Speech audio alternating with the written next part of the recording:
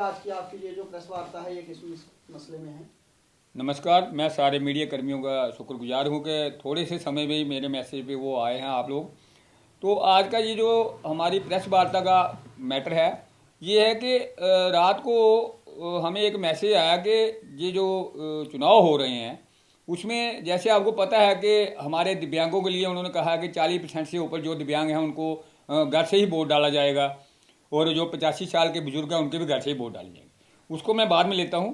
पहले ये आया कि एक सक्षम ऐप उन्होंने निकाली हुई है चुनाव आयोग ने। उसमें हमें ये मैसेज मिलता है कि आपने अगर उधर व्हील चेयर चाहिए पोलिंग बूथ पे तो आपको अपना बायोडाटा ऑनलाइन करना पड़ेगा सक्षम ऐप पे।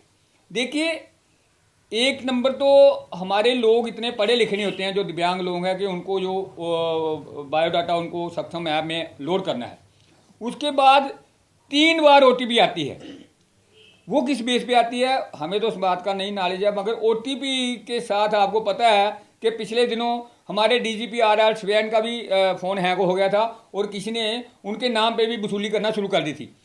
मैं ये चुनाव आयोग से कहना चाहता हूँ कि ये ओटीपीओं का मसला जो है वो अपने घर तक ही रखें। और आपके जो बीएलओ हैं वो 3 महीने पहले हमारा पूरा ब्यौरा दर्ज करके गए हैं। उन्होंने वोटर कार्ड और आधार कार्ड और फ़ोन नंबर सब कुछ ब्यौरा दर्ज किया कि कितने लोग जो वार्ड बाई वार्ड या पंचायत बाई पंचायत रहते हैं जो दिव्यांग लोग हैं उनका पूरा ब्यौरा उनके पास है। तब आपने ये बात नहीं कही हमें कि आपने अगर व्हील चेयर चाहिए पोलिंग बूथ पे तो आपको सक्षम ऐप पे जाना पड़ेगा।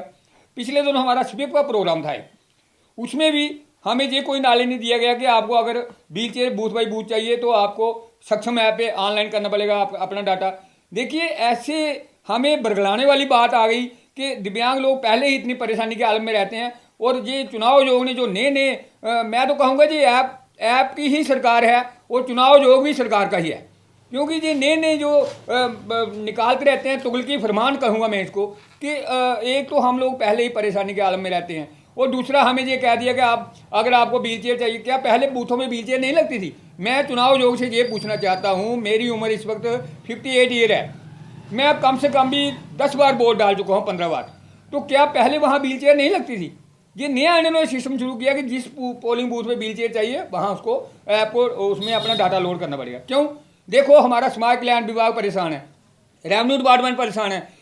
क्या हम इन लोगों के साथ मुंह लगाएं, इन लोगों के साथ अपनी अनबन कर दें कि अगर वो मुझे अभी मैसेज आ रहा है समाज कल्याण विभाग की तरफ से कि 10-15 बंदों को नाम दो जी, उनका पोलिंग बूथ पे उनके लिए व्हील चेयर है, क्यों हम करेंगे ऐसा? क्यों हम अपनी ओटीपी उनको शेयर करेंगे? वजह क्या है? अगर आपने चुनाव में इतनी ही आपको हो रहा है कि आप दिव्यांगों के लिए सहूलत दे रहे हो, तो जो रूलिंग पार्टी है या जो अपोजिशन पार्टी है, कोई भी जो कंटेस्ट कर रहा है इलेक्शन में, वो अपने कार्यकर्ताओं को भेजिए घर घर में जाके उनकी ओटीपी उनको ऑनलाइन कर दें। भाई वहाँ फलानी जगह हमने व्हील चेयर लगानी है। स्वीप प्रोग्राम में हमें ये कहा गया, मैंने सवाल पुट किया उधर कि भाई वहाँ बूथ पे जो है रैंप नहीं होते, वो कह रहे हर बूथ पे रैंप होगा। फिर मैंने कहा व्हील चेयर, कहते हर बूथ पे व्हील चेयर होगी और वाहन भी होगा वहाँ जो आपको लाने ले जाने के लिए। फिर ये कल का ये तुगलकी फरमान नया जारी कर दिया कि रात को भी मुझे 10-11 बजे तक फ़ोन आते रहे, मैसेज आते रहे और सुबह अभी एसडीएम ऑफिस से फ़ोन आ गया कि भाई आपने व्हील चेयर के लिए वो किया हुआ है, क्या नाम एप्लीकेशन दी है। मैंने कहा मैंने कोई घर थोड़ी ले जानी व्हील चेयर भैया, पोलिंग बूथ पे तो व्हील चेयर लगती ही लगती है, ऑलरेडी लगती है। तो फिर हमें लोगों को क्यों इतने परेशान कर रहे हैं? मैं आप मीडिया वालों के माध्यम से ये बात कहना चाहता हूँ, साफ कर देता हूँ कि अगर ऐसे ही हमारे दिव्यांग लोगों को हरास करना है तो फिर हम पोलिंग बूथ में भी वोट डालने नहीं जाएंगे। आपने घर में भी डालें हमारे वोट, अनाउंसमेंटें करते हैं 40% से ऊपर वोट डालेंगे जी घर से, तो उसमें क्या रीज़न है? इसलिए मैंने ये फौरी तौर पे जो आपको मैंने मीडिया कर्मियों को थोड़ी तकलीफ दी है कि ये जो हमें रात की परेशानी पैदा हुई है उसके लिए आपको मैंने बुलाया।